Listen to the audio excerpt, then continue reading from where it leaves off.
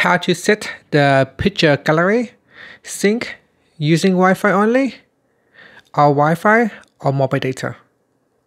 First, tap on the home button to go back to the home screen.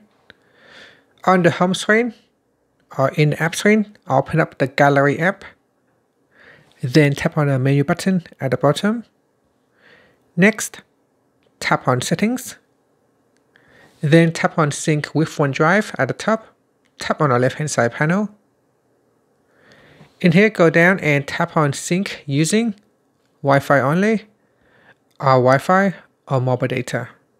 So this option in here allows you to quickly sync your pictures to OneDrive in the event that you really need to sync pictures but you don't have Wi-Fi connection. So instead you can use mobile data.